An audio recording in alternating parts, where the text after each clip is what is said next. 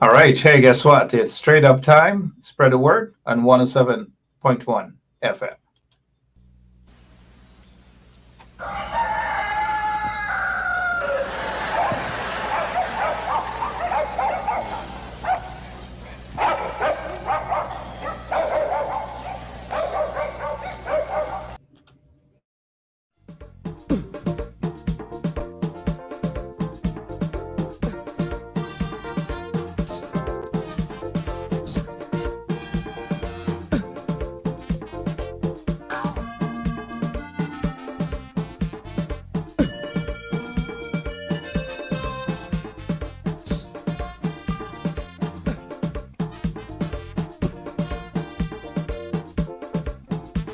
I'm in the mood, I'm feeling rude, I'm feeling hot, I want to run.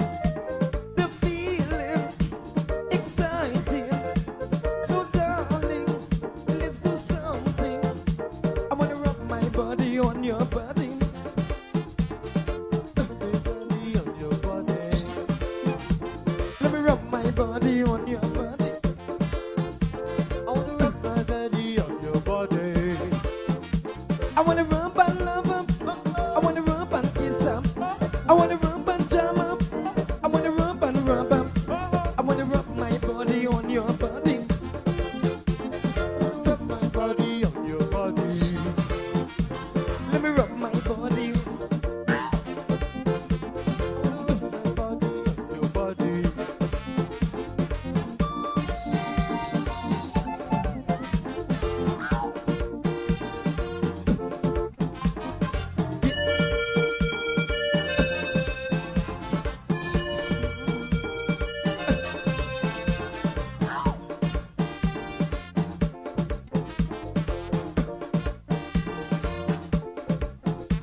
I just get paid. I want to play. The vibes is right. I wanna hug up tight. No time to waste. I wanna work my ways. So come on now, babes. Give me a taste. I wanna rub my body on your body. I wanna rub my body on your body. Let me rub my body on your body. I wanna rub my body on your body. I wanna rub and love up. I wanna rub and kiss up. I wanna rub and jam up. I wanna rub and rub up. I wanna rub my body on your body. I wanna rub my body on your body. Let me rub my body on your body. I wanna rub my body on your body.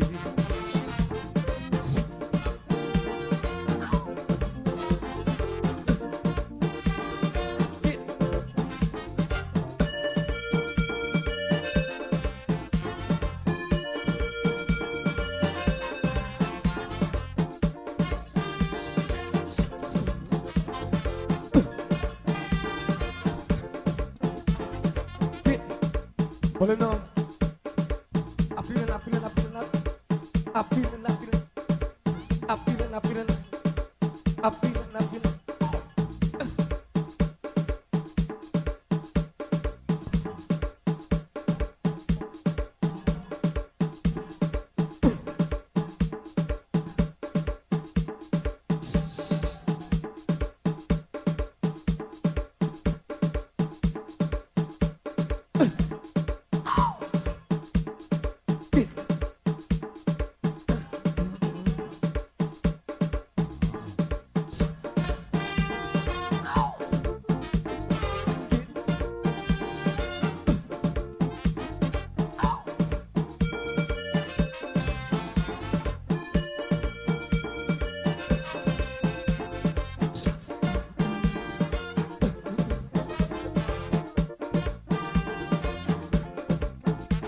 Smoke in my brain. I wanna do my thing.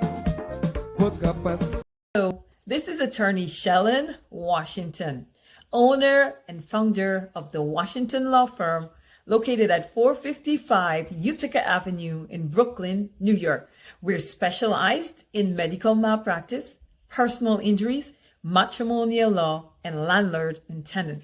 If you're in need of legal representation, please give us a call today. The number to call is 718-877-3100. Consultation is free at no cost to you. So call us today to see if we can be of any assistance to your legal needs. Again, the phone number to call us is 718-877-3100.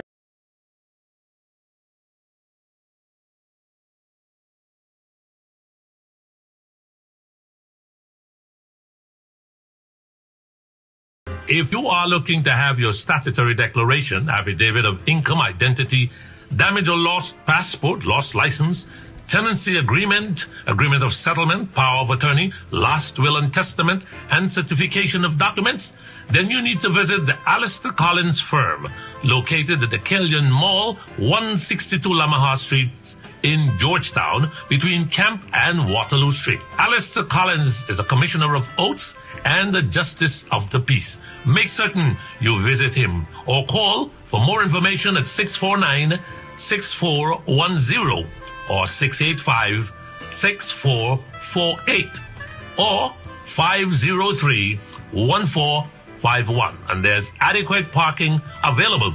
Go down to the Alistair Collins firm and have all of your legal issues settled and brought to the fore. Alistair Collins Firm. Contact them at Alistair Collins Firm.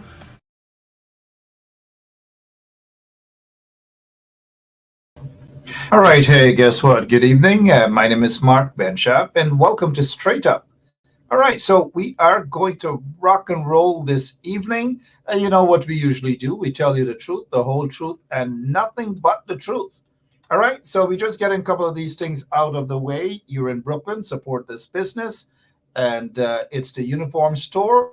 Or if you're in Guyana, Andrew's Supermarket. Go down there and let them know that you heard this stuff on 107.1 FM. And who knows, maybe you'll get an extra pack of something. I don't know, an extra pack of mint, an extra pack of. But what I do know that you'll get is a free copy of the Village Voice newspaper in Guyana. Pick up a copy. You won't regret. And that's every Sunday. Head down to Andrew's Supermarket. All right. So that is out of the way. Let's get to this here. All right. A lot of you guys are excited about this, right? Because you know this beautiful, beautiful Congresswoman. You do know this beautiful. Thank you. Thank you. Yeah. That's my little helper. Yeah. Thank you, Emma. Now, you know this Congresswoman.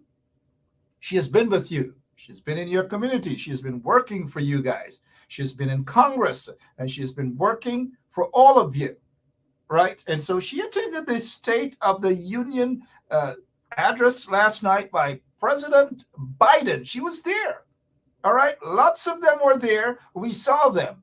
But hey, guess what? I know you guys want to have her this evening, right? I want to have her this evening, too, because it's always a pleasure to have Congresswoman Yvette Diane Clark.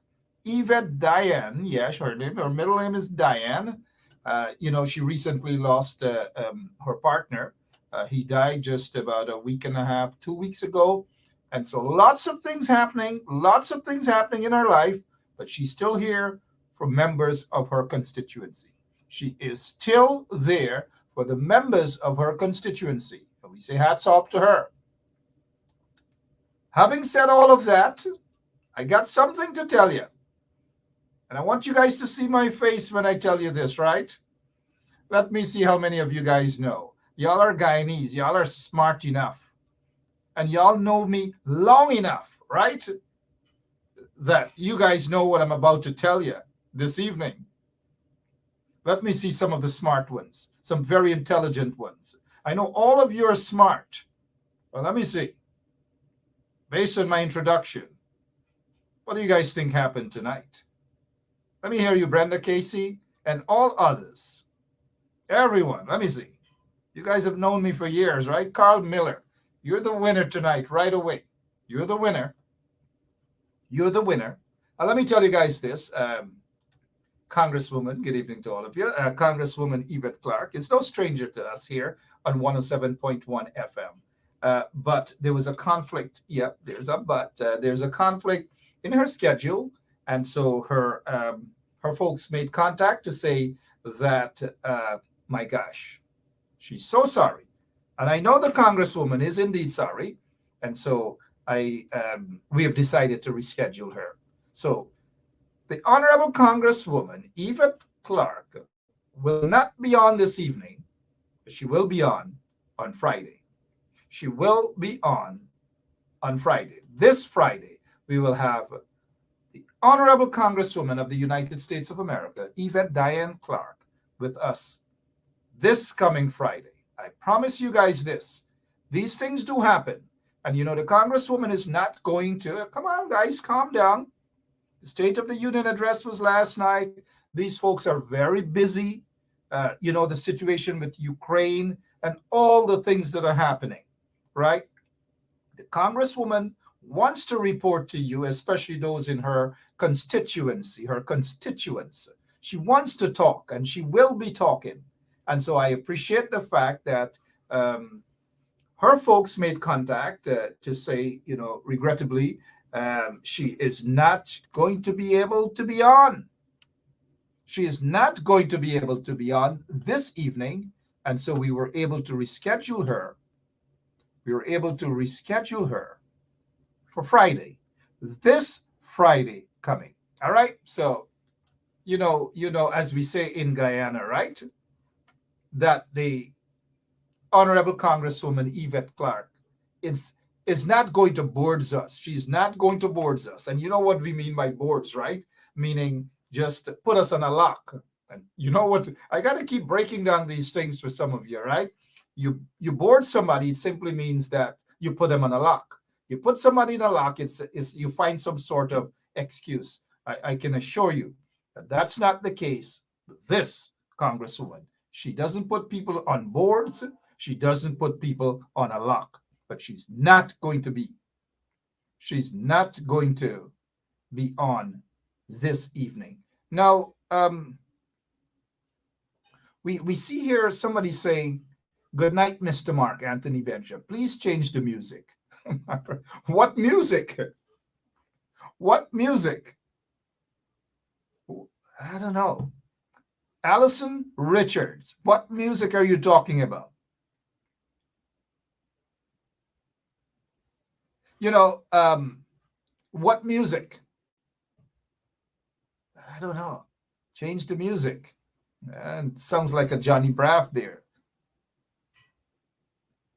Sounds like a Johnny Braff, right? And Brenda Casey is saying, when it's time to vote, I make no excuses. I am a constituent of her.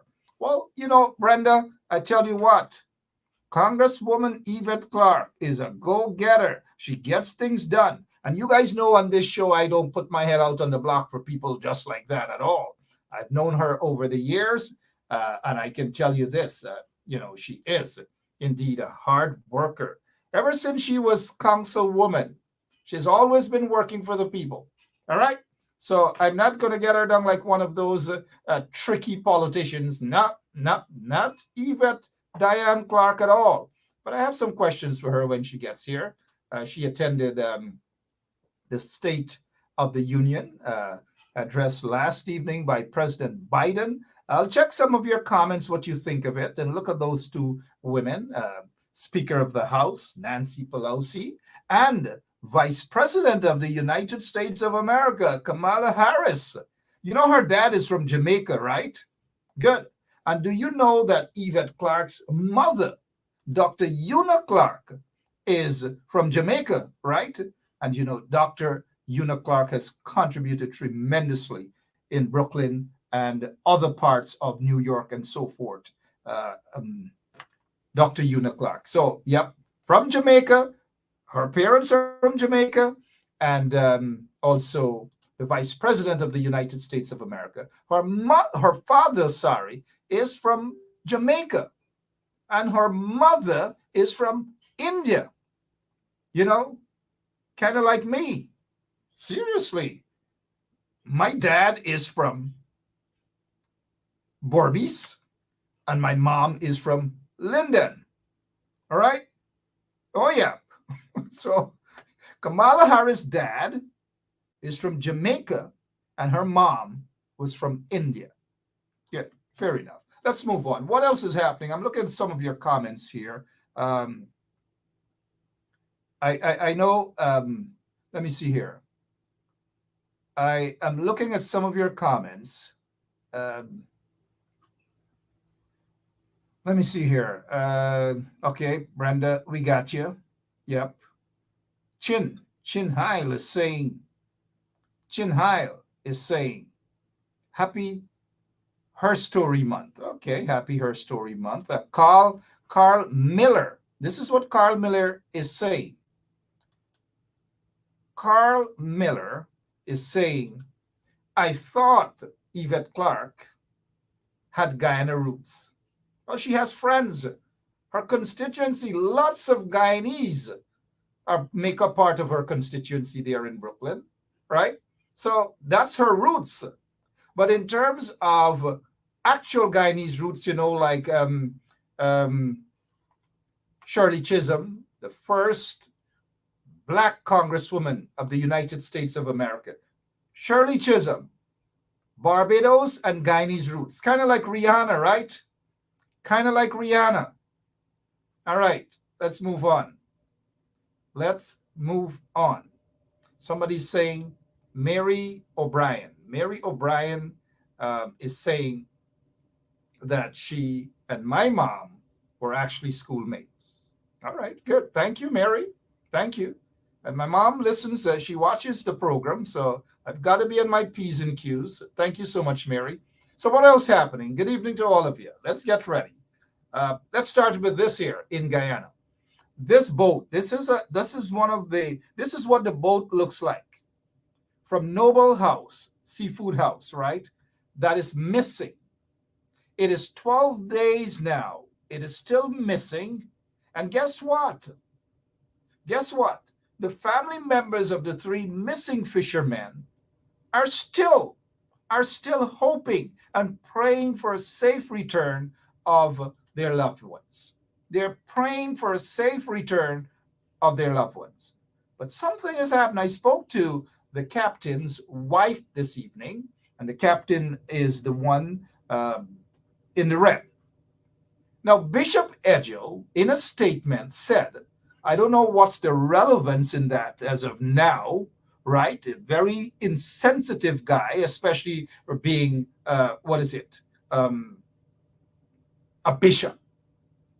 What's the relevance in saying that the captain, the guy in the red, is, he has a fake license.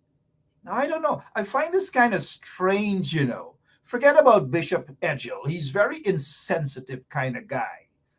And some of these guys, when they go to church and all these things, don't be fooled. Some of them have titles. Don't be fooled. Bishops and all, whatever. And I'm not painting all of those who are bishops and so forth, but that particular bishop, at this time, why would you want to come out and say that the captain has a fake fishery license? And he has been doing this for years now at Noble House. But something is definitely fishy. Not just about the bishop, but about his statement. Not just about his statement, but about this particular story. What has happened to these guys? Where are they? Because it's 12 days now.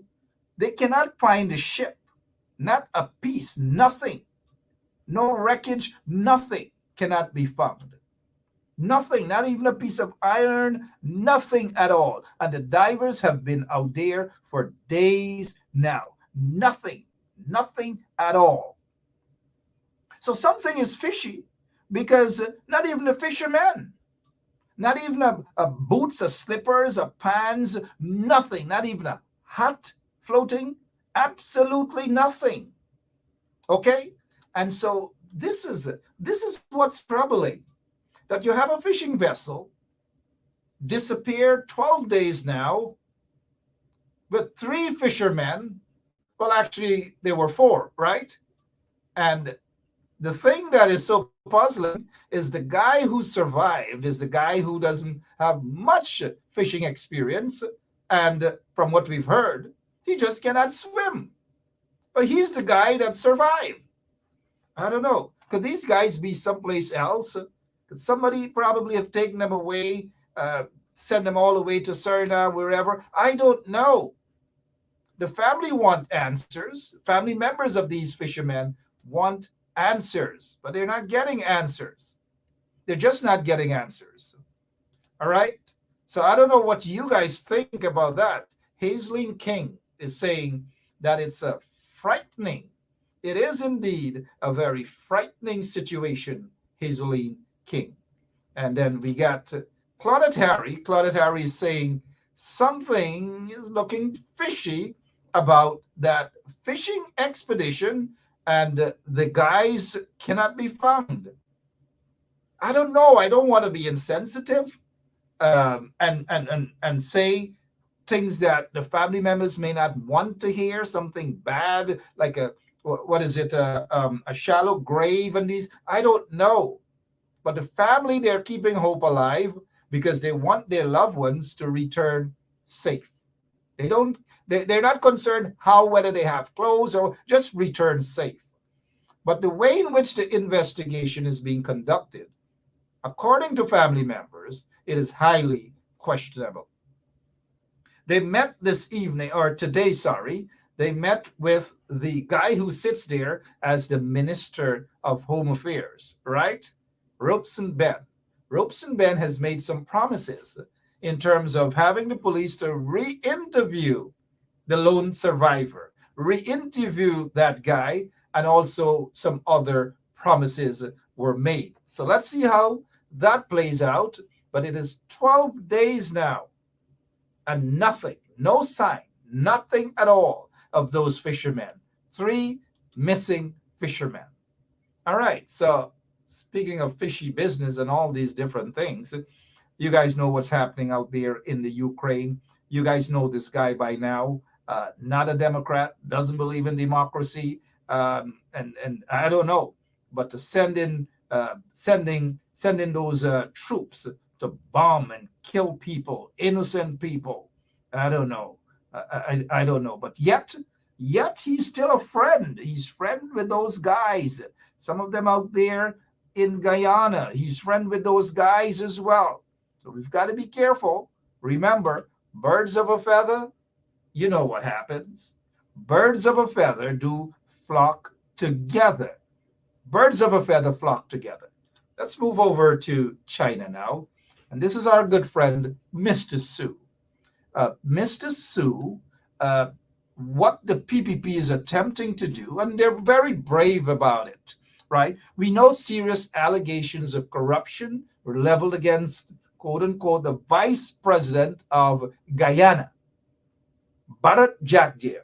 And for people who are listening to us for the first time, this guy is a businessman, originally from China, but he's a businessman in Guyana, a multi-millionaire.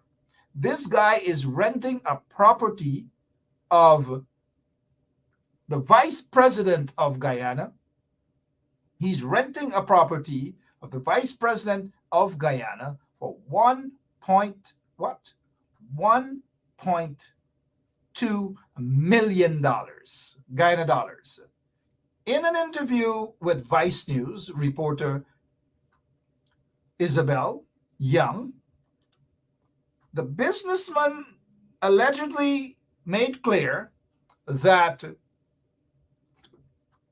other Chinese businessmen are in the habit of paying bribe to Jagdeo and others. Listen a bit. The typical thing at the EPA. Now, the guy who heads the EPA never met source. Okay, well, maybe the Chinese company that did not get the agreement that they wanted here, maybe they're the ones who told you, or it could be just a fictitious thing. Okay, well, let's talk about specific individuals. What is your relationship with Mr. Su Jerome? So my relationship? Nothing. He's a tenant in my place, yeah. And he's a good friend of yours? Yes, yes. He is a friend of ours. His father was here from many years ago. I mean, he lives next door to you. Yes. You know, he was able to arrange meetings and catch-ups with you at any point in the day. He claims As a friend, yeah. He claims that through his very close relationship with you, that he's able to get any deal done. Well, I don't know and if he's that's. able to change laws for investors. But then which law has been changed for any So investor? Sue told us that if you want to get anything done in Guyana, you need some hookups. I'm very close with the Vice President and the other officials. The Vice President and I share a very close relationship. Also, if we do the business, he'll help out no matter what. There's no one else who can help like he does. He also said us when he's talking about Yes, but help. prospect investors that Yeah. the Vice President said he can change the Constitution. He said he can manage. Everything is going to be done soon. He's really treating us as brothers. He's already trying to help us as much as possible. Of course, I need to give back to him in return. Yeah, but that is, I don't know about giving back, but I do that to everybody who comes. I'm pretty sure you do that to anybody, right? Yeah. Okay. So we believe that. Okay. Jack Deal, you do that to everybody, right?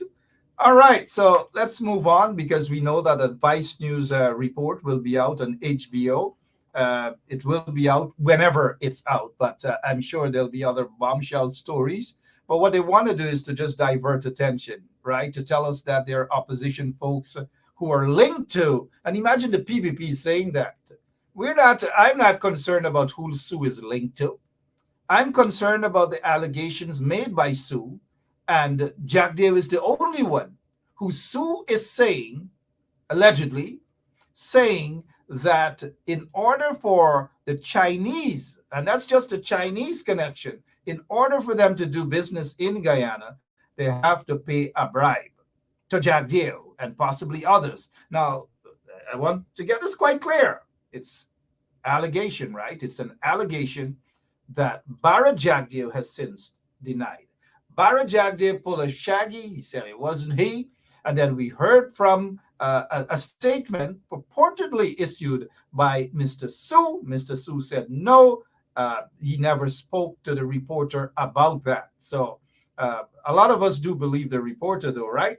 Good. But I got on to Mr. Sue. I got on to Mr. Sue yesterday.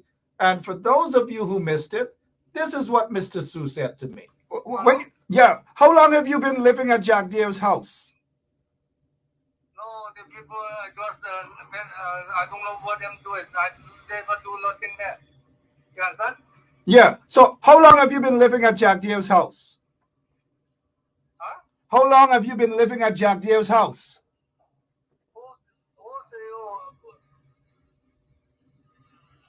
Hello? Yeah. How long have you been living at Jack Deo's house? For 1 year now. Okay. So how much rent do you pay every month? Every 1.2. 1.2 million Guyana dollars? Yeah. Now Where you from? when Vice News interview you, did they put you on camera? No. Did they record you? I don't know nothing there. Okay, so do you I know? don't know what I'm doing. Oh, so you don't know. No, I don't know nothing there. So why would they lie? Why would they lie on you? Are they lying on you, Mr. Sue? I don't know why he lies for me. Them people claim to place. I don't know. It's no true. I tell you, 100% no true. They not think this. You understand what I said? So did you, when you met with Mr. Jack Deere, because he met you, he called you over. What did you guys discuss? No, just the people come invest in Guyana. So that's it. So, and you issued a statement. Who wrote the statement for you in English? I get the translator. Okay? I got you. So Yeah, thanks. let me ask before you go, Mr. Sue, before you go, the APNU coalition government, did you have a good relationship with them? No, I don't know nothing for that. All right, welcome back. Mr. Sue doesn't know anything at all, right? And there are some, I've checked out some comments and so forth. Some of the PPP guys may want to say, hey, that is not Mr. Sue. You know, it is Mr. Sue. Why would I sit here? Why would I sit here, mind you, and put this man, knowing that this is a very sensitive subject matter at this time? Why would I want to put Mr. Sue de Rijon, his name, why would I want to put it out there and say that it is Mr. Sue that I'm talking to? You know, we don't spread propaganda on this show. We're not about, this is not a fake news entity. This is 107.1 FM, Bencha Radio. This is not Freedom Radio out there in Rob Street or one of those other propaganda media houses, PPP propaganda media houses. We do not believe in that. All right. Now, the media out in Guyana, they're no longer following Mr. Sue, right? Nobody seems to be concerned any longer about Mr. Sue because the allegation is being swept under the rug. But we at 107.1 FM, we don't sweep things under the rug. In fact, what we do is sweep things from under the rug. Now, the property on the left side is that mansion where that so-called king lives in Pradoville 2. And the property obliquely opposite that mansion is where I suspect, mind you, where I suspect Mr. Sue lives. And Mr. Sue is renting that property for 1.2 million Guyana dollars. $1.2 million is equivalent to about 6,000 US. Let's just put it at 6,000 US per month. 6,000 US per month. That property was on the market, right? It was on the market for 150 million Guyana dollars. Lots of money. But nobody wants to touch this subject matter in Guyana. No one wants to touch it, right? But as soon as one of the propagandists for the PPP puts out there that Harman, no Sue, Simona Brooms, no Sue, but yet, this reporter from Vice News never mentioned, as far as I'm aware, or we are aware, didn't mention anything about corruption and Harman or corruption and Simona Brooms and Mr. Sue. No, nothing at all. There was nothing mentioned about that. But yet those PPP guys are going to come and try to put blinkers over our eyes so that we can forget about the allegations, the serious allegations that have been peddled against Barrett Jackdale concerning taking bribes and corruption and all these manner of things. Mind you, he has denied that, right? It is not that we expect anybody who is being accused of serious crimes like that, fraud, to come and say that it is true. We don't expect them to say it's true. So, and I don't know whether it's true. Actually, I don't. But Jackdale came and he said, no, it is not true. But how do we find out whether it is not true? We don't want Jackdale to come and say it is not true and that Vice News reporter has some sort of hidden agenda or whatever. Of course, it is expected for him to say that because he has to put up a defense. Now, I'm not saying it is true because I don't know whether it's true. But what are the guys in Soku? What Kareem Baksh and those guys are doing? Aren't they supposed to head out there to investigate the serious allegations of bribery and corruption by a senior, quote unquote, government official? They're supposed to investigate that. Because if it was a small man, or maybe if it was me, or maybe if it was one of you who's watching this show right now, guess what? The police would have been by you. The police would have been by you to pick you up, grab you, take you straight over to Ivleri, put you on the bench for hours and question you about allegations of corruption, right? It would have happened. But because it's Barrett Jackdale, they don't want to go. They don't want to question him about the allegations made, because Bara Jagdeo said, no. It's not true. Sue didn't say that. It's not true. He doesn't take bribe. I repeat, Bara Jagdeo says he doesn't take bribe. And so we all must believe that, right?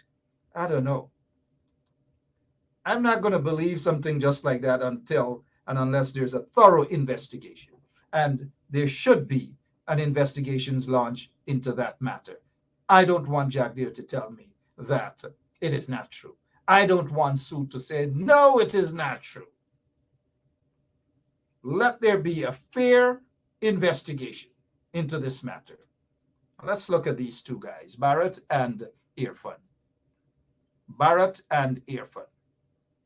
They love to go after people, especially coalition supporters, especially opposition politicians and supporters and sympathizers of the opposition. And now when they got into office, mind you, today's the 2nd, right? Thousands of you voted. But you were robbed. You were cheated. Your vote was wasted. Because the end result is what it is. An installed regime. That's what it is. They don't want to tell you guys this. And so today, guess what? Barrett Jagdeo and Irfan Ali, they are celebrating. What is it that they are celebrating? Is this it? Oh yeah, here it is. Here it is. PPP marks March 2020 elections drama with renewed confidence in democracy. I know we're not little kids, right?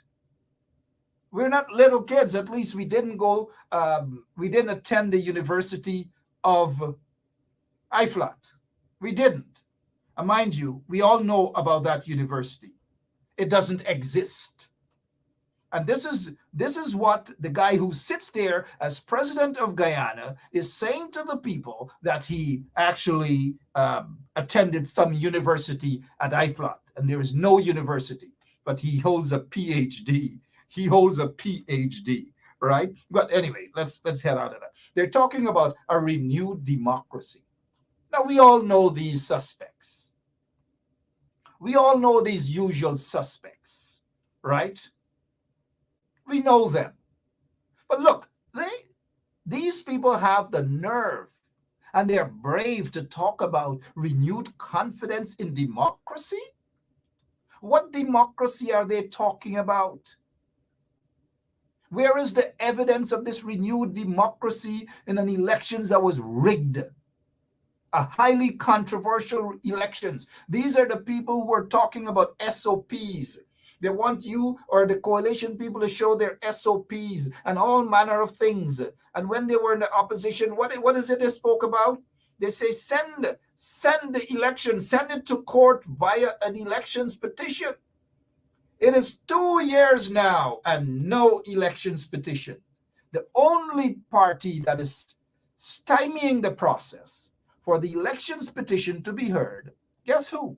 Not the APNU AFC, no, not the APNU guys, not PNC guys, not WPA guys, not AFC guys, and not that party that has one member, my friend Keith Scott. Keith Scott is a member of the National Front Alliance, NFA. It sounds big, it sounds huge, but Keith Scott is the only, and I think he has a general secretary. So there are two of them, right? Good evening to Mr. Keith Scott. But let's get back to this here. Some serious allegations of fraud, and the allegations leveled at the doorsteps of the PPP. But these are the same folks, Barrett Jagdeo and Irfan Ali, talking about renewed democracy. Renewed democracy. Look, 61 dead voters, 4,864 absent voters, 150 stuffed ballot boxes, 47 ballot boxes without without documents, 1,278 missing oaths of identity. And now these are the folks, wait a minute, these are the folks who are talking about renewed democracy? Look at this from Lincoln Lewis. What electoral democracy? 47 plus boxes without statutory documents? Electoral malpractices? Only the lawless applauds lawlessness. I repeat, only the lawless applauds lawlessness. And what we saw at the elections headquarters on elections night amounts to what? Lawlessness. Because they knew that if they start to cry out and yell out about Mingo rigging something, that they are going to stick to that. And they were successful in sticking to that lie. They were successful in getting other persons from CARICOM and other places to stick to that lie. You know why I say it's a lie? Because it's 2 years now. And there's no evidence to convince me.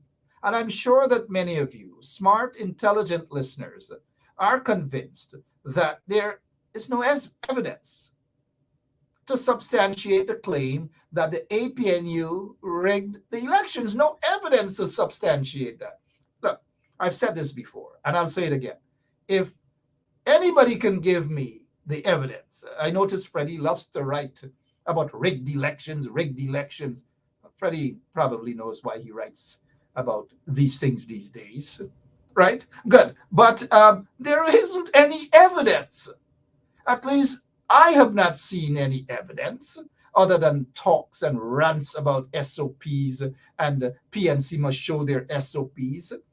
The evidence is pointing in the direction of the PPP, that they have rigged the March 2nd, 2020 elections, the general and regional elections. Kind of reminds me, though, of what Mike Pompeo, remember that guy from the U.S. State Department, right?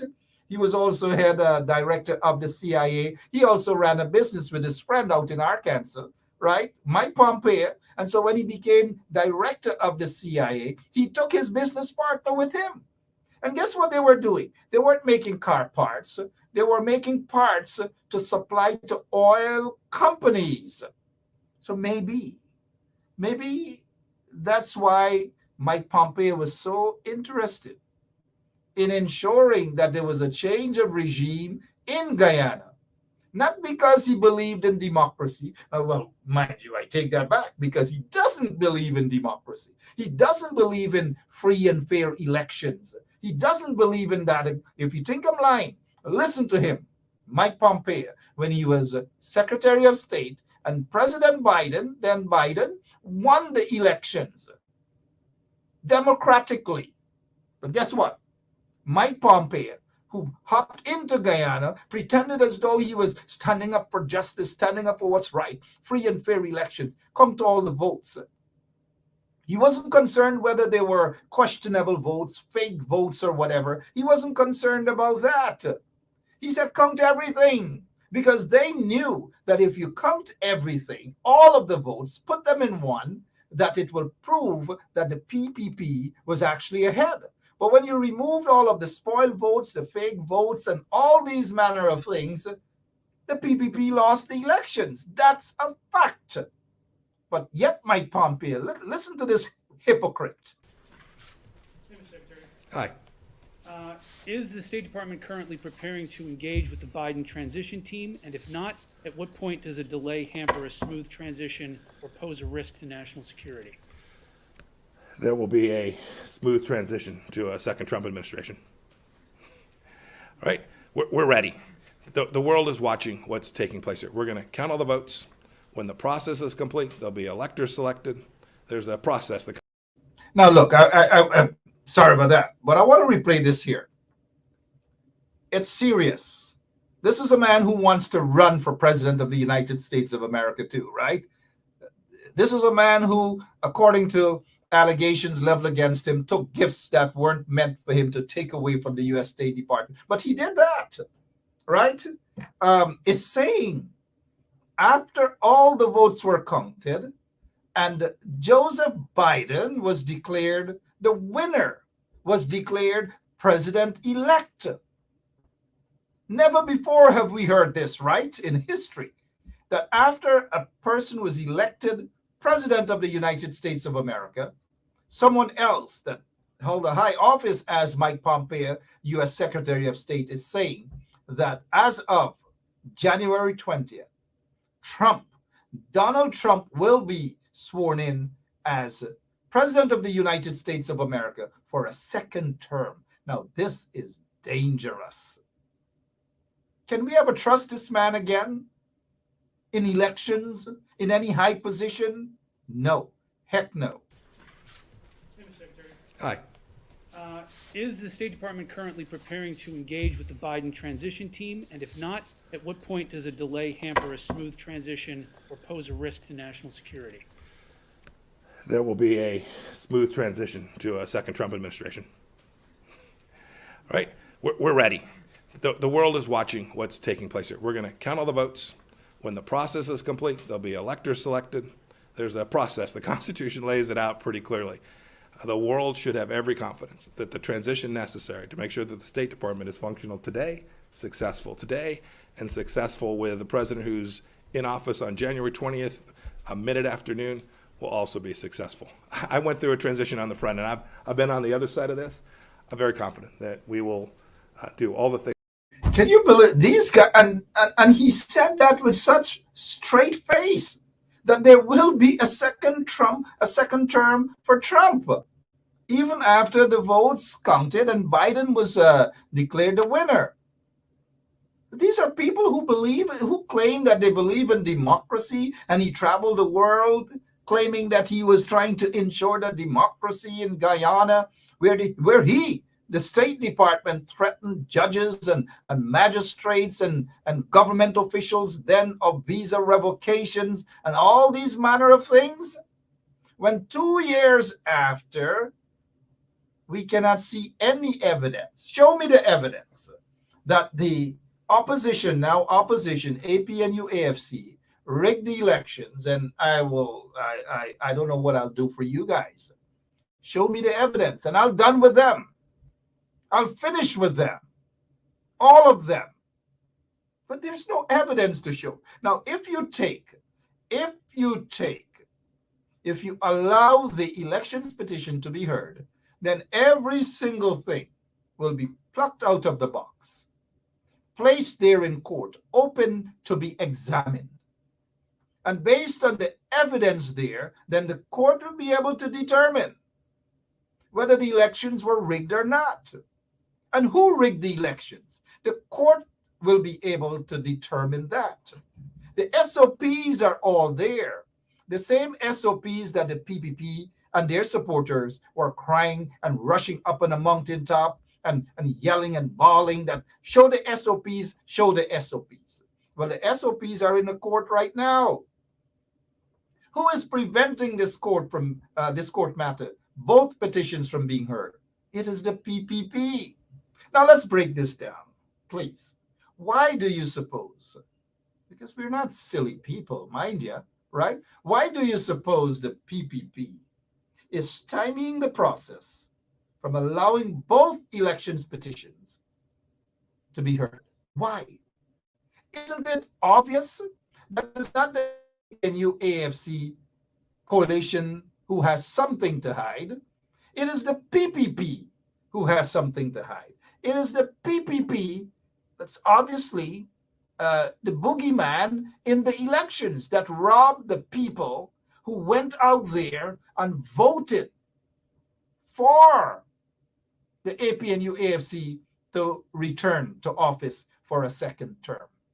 And so Jagdeo and Air Finale both have no moral authority to pronounce on renewed confidence in any democracy.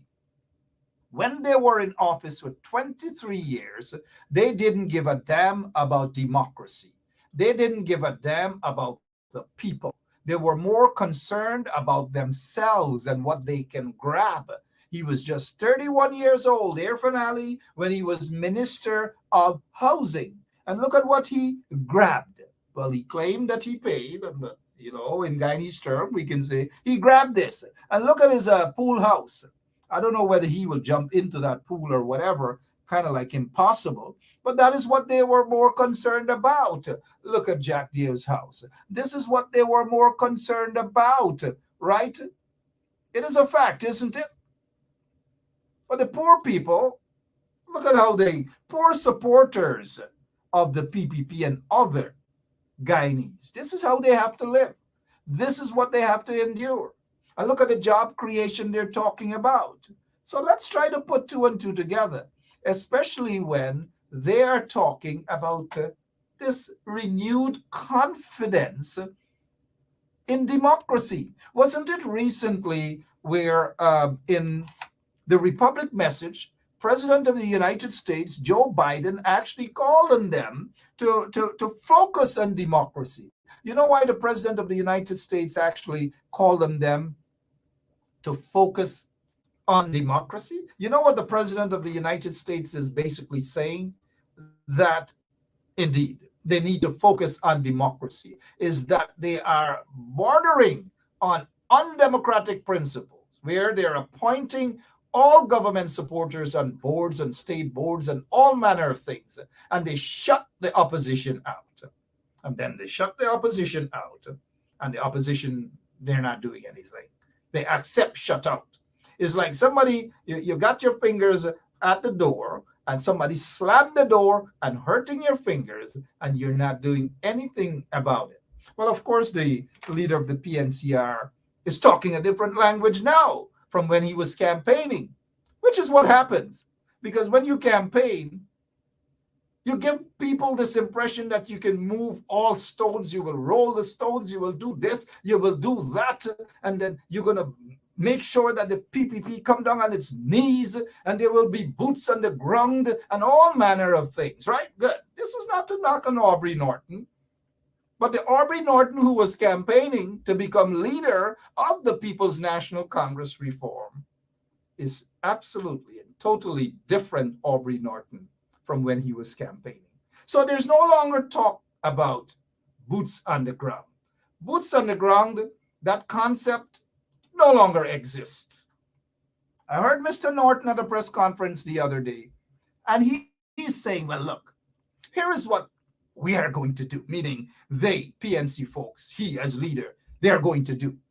They are going to give the PPP an opportunity to change their ways. That is what my interpretation is. And if at some point in time they don't want to, well, then they'll able to say that we give them a chance. How can you give them a chance and they're ruining the country? How can you give them a chance and people are being discriminated at every level? People are being persecuted. What more evidence do you need, Mr. Norton, to keep giving them a chance, giving them look, I don't buy that at all. I just don't buy that at all. So campaign, when politicians campaign, it is totally different. It is totally different than when they are in office. They have been given lots and lots of chances since 2020, sorry. Lots and lots of chances. It's politicians. When they campaign, they're totally different, right? Good. Speaking of Aubrey Norton, hey, let me give them a free plug. Aubrey Norton is going to be somewhere in Brooklyn. I'll give them this free ad, right? It's free. Somewhere in Brooklyn at some bar, Loft or whatever that place, I don't know where it is, Legacy, Loft, it's 9302 Ditmas Avenue, right? So it's $30 to go in, free food, cash bar, all these manner of things. Free food, cash bar, $30. You can't go wrong, right? It's in Brooklyn. Enjoy a good laugh and good time. Look, I don't want to go see a good laugh and good time. These are serious times. These are serious times. But anyway, go out and see what it is that they have to talk about and enjoy good laughs and good time. And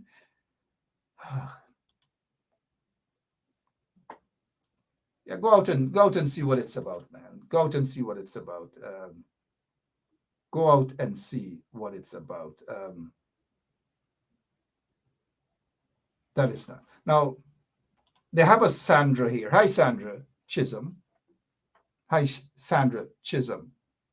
Tell me, you said, Mark, that is why I am not watching your program or Sherrod's anymore. Tell us why. I'm glad that you're watching. But since you wouldn't be watching us anymore, I'd like to know why. Why you wouldn't be watching? I mean, Sandra, don't break my heart. Please don't. Oh, you fed up. There you go. Sandra's saying she's fed up. Sandra, a lot of politicians do watch this. So tell me, what are you fed up about? We can change these things, you know. It is okay for us to knock the leaders that we kind of like or we kind of want to help. It's okay to objectively criticize them. There's nothing wrong with that, mind you. But why are you fed up? Sanita Rampat is telling me that Sandra said that she fed up. Sanita, she just said that she's fed up. Patricia Kisoon is fed up. Are you guys fed up? What are you guys fed up about?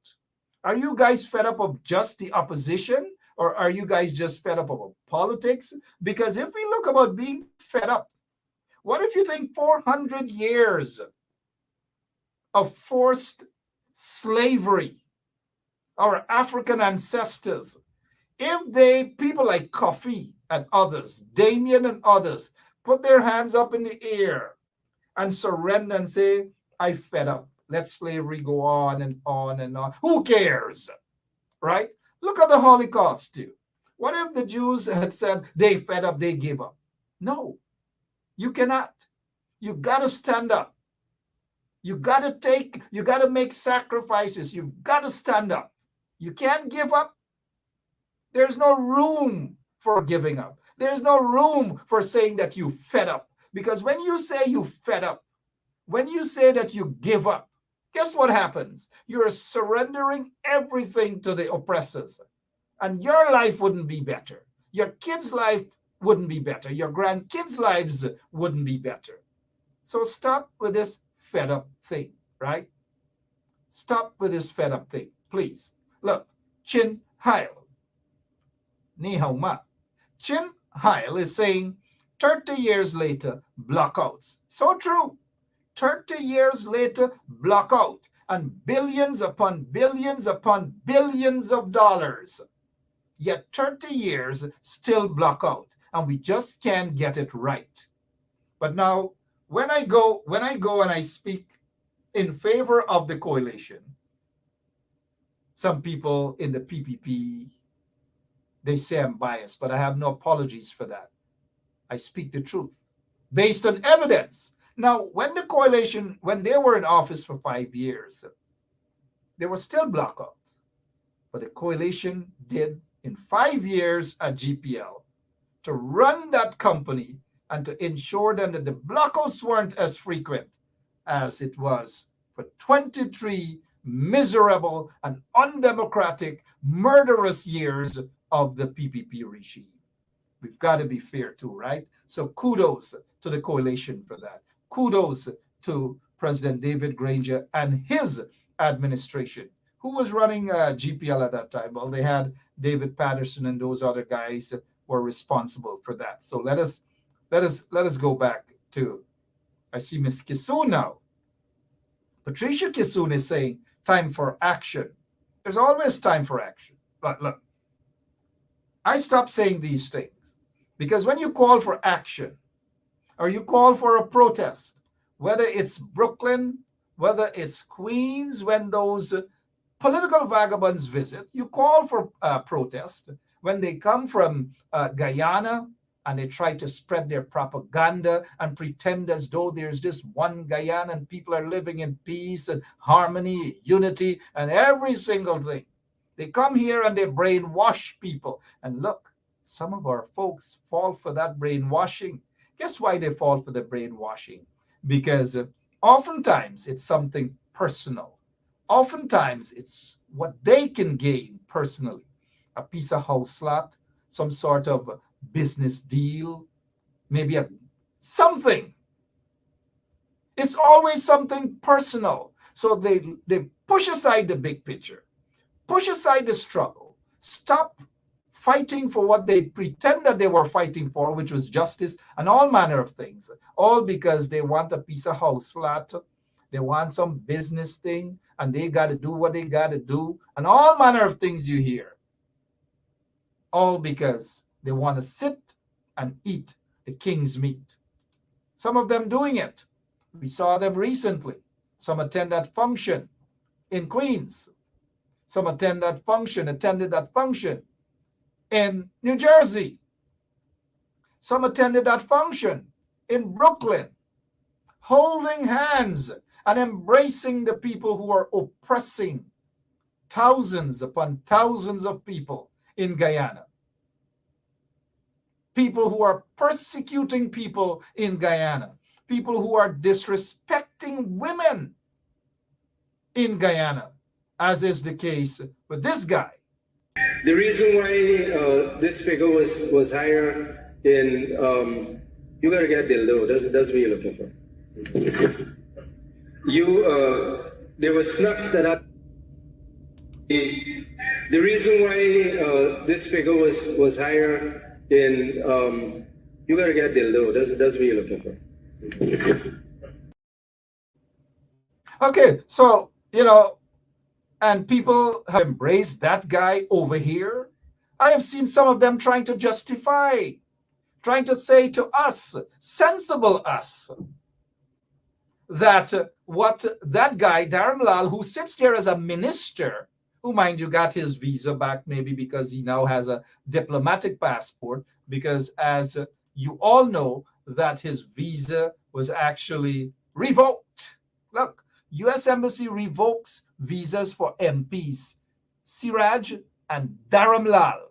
So it's pretty obvious that he got his visa back, right? Came over here quiet as a mouse, and some women who were arm in arm with the APNU AFC coalition are now arm in arm with the oppressors them. And this disrespectful guy who was looking in the direction of women in the opposition, members of parliament, and talking about dildo. And lied, in my opinion, lied that he was directing that to a male member of parliament, a male member of parliament. Whether he was directing that to a male or a female, it is disrespectful. But some of the folks embraced him over here, and they embraced him because they're looking for a piece of house lot. They're looking to throw parties or whatever else, sporting events in Guyana. That is how they get some folks around you. Some folks around you are selling you out for 30 pieces of silver. You've got to be careful with those individuals, right? Look, I'm looking at the time. Let's head back because I want to wrap up now, and I'll close off with this here. There's no democracy. There's no real democracy in Guyana. None whatsoever. Don't be fooled by these guys. These guys do not believe in democracy. These guys run Guyana like oppressors, true oppressors. They were more concerned about themselves, what they can gain, what they can benefit. Hey, speaking of what they can gain and what they can benefit, 1 month, less than 1 month before the elections of 2011, look, this guy got lots and lots of land from Jagdeo, who was then, guess what? He was then head of state. And he gave this guy, according to document, land, Muhammad Ali. Muhammad Irfan Ali, we are going to have to say, hey, we assume that this is Muhammad Irfan Ali, right? Just before the 2011 elections, this guy, Irfan Ali, was actually sitting as the Minister of Housing then. So you see how these guys operate, right? It's what they can gain from the system. They're not concerned about one Guyana. They're not concerned about democracy. They're not concerned about free and fair elections. They're not concerned about the equitable distribution of the wealth of the country, the oil revenues and these things. They are not concerned about that. It's what they are concerned about, what they can gain, what they can benefit. Now there's a reason why I put this up here. is that aren't these the same people who are persecuting individuals in the opposition because they got a little piece of land, a piece of house lot, or whatever? Isn't it the same guys? Aren't these the same guys who are now pretending that they believe in democracy, right? Democracy is not about the 2020 elections. What happened in the 2020 elections is that it was rigged. And there is sufficient evidence to substantiate the point that these people rigged the elections that were installed. So don't buy this crap that they're telling you about renewed confidence in democracy. These are the same people who didn't want to hold local government elections for 20-something years. But yet these are the people who are coming to you now to tell you about renewed democracy? What sort of democracy is that? Hustling people every day? Brainwashing people every day? Wasting hundreds of millions of taxpayers' money? They give their friends and cronies contracts to build buildings, to build schools, to build hospitals, and denying other people an opportunity to survive, mainly because of their ethnic background, mainly because of their support for another political party. The state media is eating up hundreds and hundreds of millions of dollars, your tax dollars, in ads. But radio stations such as ours that don't necessarily carry their propaganda are being starved of taxpayers' ads. But the NCN, hundreds of millions of dollars, waste. DPI, hundreds of millions of dollars that's run by a peanut butter crew members who are blogging every day from the office of the president under fictitious names. People who have been convicted, people who have been accused of killing, assassinating Courtney Crummy Wing, an activist, and all these manner of things. And these are the people, let's pause for a moment. These are the people who want to lecture us and to tell us that renewed confidence in democracy. These are the people who are sending people off to other countries to serve as High Commissioner, as in the case of India and now the UK. With people who don't give a damn about Guyana, who don't give a damn about the people and transparency and democracy. Look at the right there, the left, sorry. That guy that's sitting there, ask his track record when he was chairman of Gaisuco. What happened to Gaisuco? Gaisuco was run to the ground. $200 million wasted.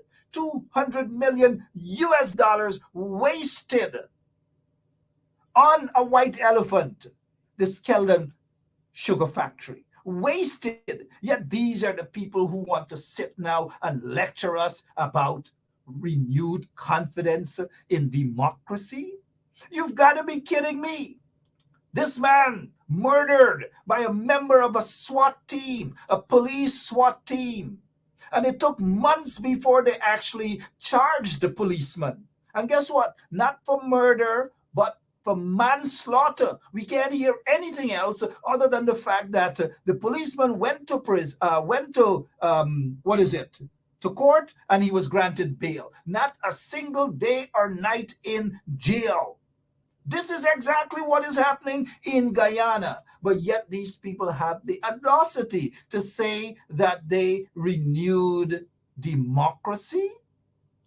Look at what happened when they were in office, posing with Phantom Squad members, Death Squad members, and all these manner of things, right? Friends of Jack Jail, friends of the PPP.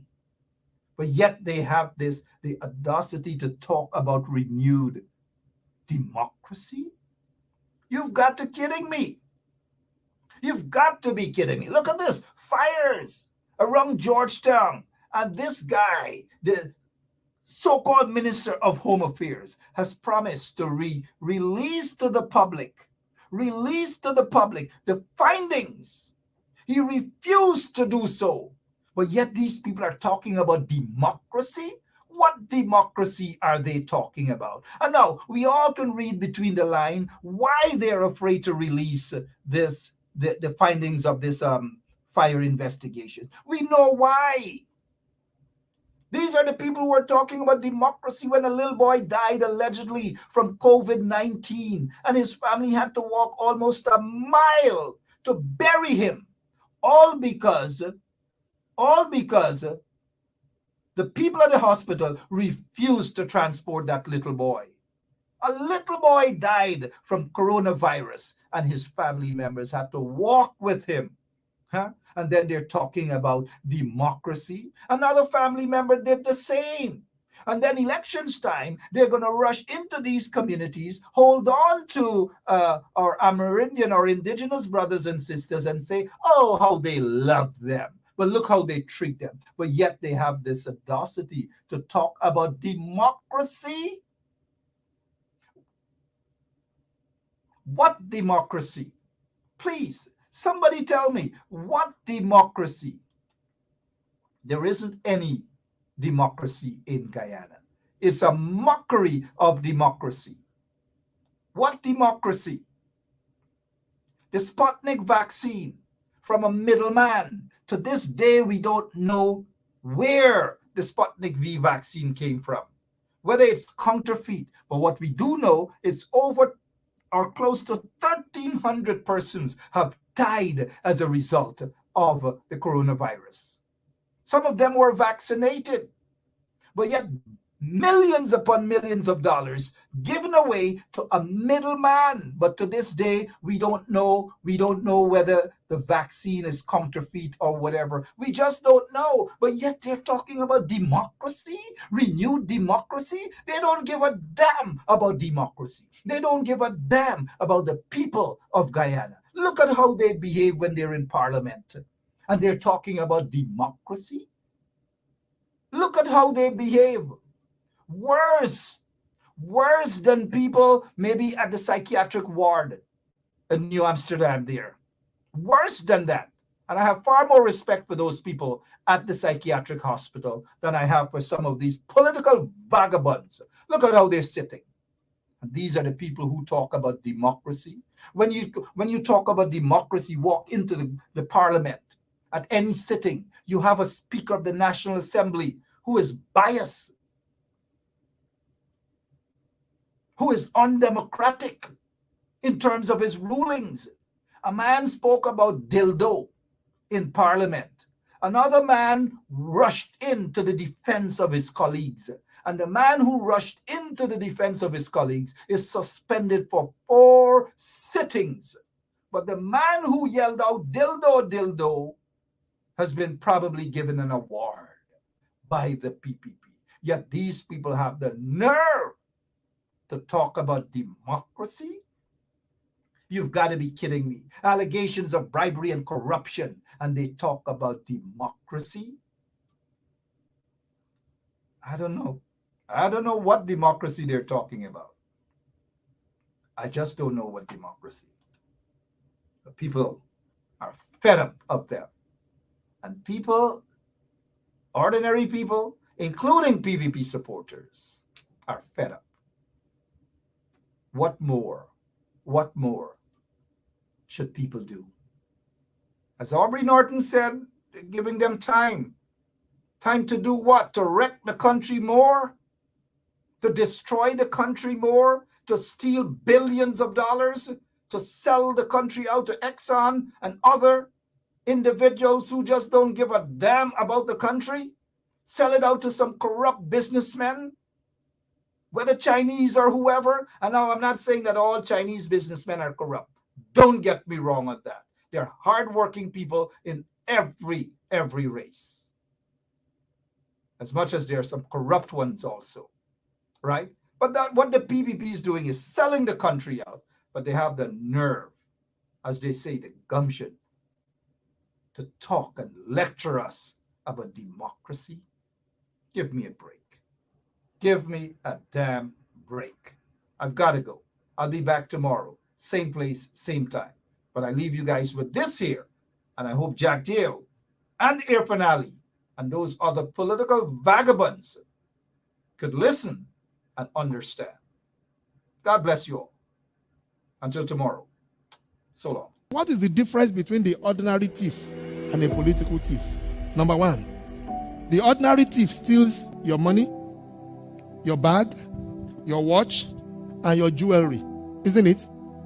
But the political thief steals your future, your career, your education, your health, and your business. Number two, the hilarious part is that the ordinary thief will choose whom to rob. But you are the one who choose the political thief to rob you. Because we choose them. We vote them. We blindly say we are not blind. Who is deceiving who? The ridiculous part of the whole issue is that we will fight to defend and protect our belongings from the ordinary thief. Is it not? But we fight each other to defend and protect the political thief. Is that not what we do? Thugs will be fighting themselves to protect those that are stealing our career, stealing our joy, stealing our health, stealing our success. What a shame. What a travesty. It calls for us to think and think deep. The stage we are in as a country is not a stage where you become an onlooker. You have become an onlooker for too long. You must get ready to put your hands to the plow and be part of the process. It's not just about PVC, carry PVC. You must be in the kitchen where it is being determined. You must be there where the decisions are being made. If we are there in our numbers, they cannot outnumber us. But you leave it aloof. Oh, it's too dirty. It's a dirty game. And then the dirty guy is getting to the game of play. And you are there not showing up. And when they begin to make the decisions, you will know whether it's a dirty game or not. The result is always dirty on yours. Dirty on your health. Dirty on your business. Dirty on your success and your career. I hope that is stirring up something in you. Hello, this is attorney Shellen Washington, owner and founder of the Washington Law Firm, located at 455 Utica Avenue in Brooklyn, New York. We're specialized in medical malpractice, personal injuries, matrimonial law, and landlord and tenant. If you're in need of legal representation, please give us a call today. The number to call is 718-877-3100. Consultation is free at no cost to you. So call us today to see if we can be of any assistance to your legal needs.